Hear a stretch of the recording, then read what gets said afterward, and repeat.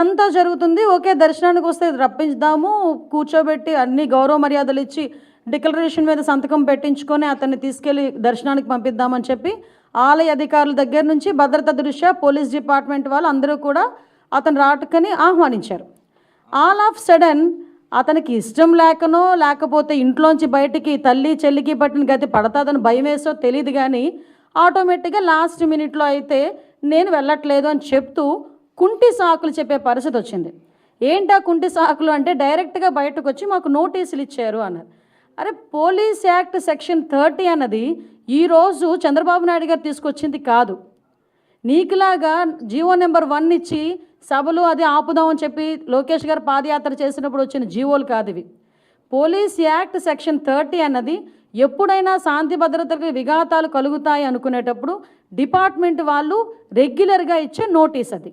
ఆ నోటీస్లో చాలా క్లియర్గా వైఎస్ జగన్మోహన్ రెడ్డి గారు ఆంధ్రప్రదేశ్ మాజీ ముఖ్యమంత్రి 27/9/24, 28/9/24 తేదీల్లో తిరుపతి తిరుమల పర్యటించనున్నారని ప్రభుత్వ అధికారిక సమాచారం ద్వారా తెలిసినది.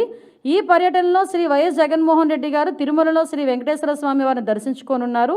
ఈ పర్యటనకు స్వాగతం పలికేందుకు తిరుపతి జిల్లా మరియు పరిసర జిల్లాల నుంచి సుమారు 10,000 మంది వైఎస్ఆర్సీపీ నాయకులు కార్యకర్తలు తిరుపతికి రావాలని సోషల్ మీడియా ద్వారా విస్తృత ప్రచారం జరుగుతున్నది.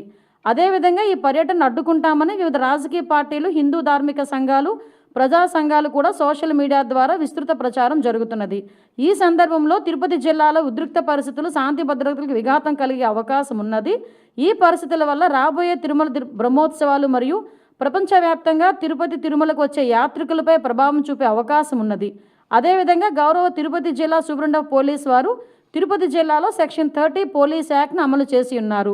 కావున తిరుపతి జిల్లాలో ఎటువంటి ర్యాలీలు, సభలు, సమావేశాలు, భారీ జనసమూహాలు ముందస్తు అనుమతి లేకుండా జరుపుటకు నిషేధించబడినది.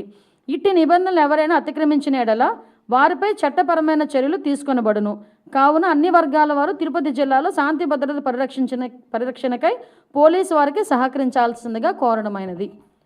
ఇది నోటీస్. దీన్ని నిన్న కావాలని 10 సార్లు చూపించి ఇందులో అతనికేదో నోటీసులు ఇచ్చామని చెప్పి మాట్లాడి ప్రజలకి ఒక రాంగ్ పర్సెప్షన్ క్రియేట్ చేయడానికని చాలా విశ్వ ప్రయత్నాలు చేశాడు జగన్మోహన్ రెడ్డి. నేనేమంటానంటే జగన్మోహన్ రెడ్డికి సూటిగా అడుగుతున్నా, జగన్మోహన్ రెడ్డికే కాదు వాళ్ళ తాలూకా నాయకులందరికీ కూడా, ఒక్క బైండ్ ఓవర్ అయినా మేము చేసామా? ఒక్క నాయకుడినైనా హౌస్ అరెస్ట్ చేసామా? ఒక్క నాయకుడినైనా ప్రివెంటివ్ అరెస్ట్ చేసామా? ఒక్క నాయకుడి ఇంటి దగ్గర పోలీస్ పహారా ఏమైనా ఉందా? కనీసం ఎక్కడైనా మీకు ఆయన ఎయిర్పోర్ట్లో నుంచి దిగిన తర్వాత మళ్ళీ అక్కడికి వెళ్ళినంత వరకు కూడా అతనికి భద్రత నిమిత్తం ఉండే పోలీసులు తప్పించి పోలీసులు భారీగా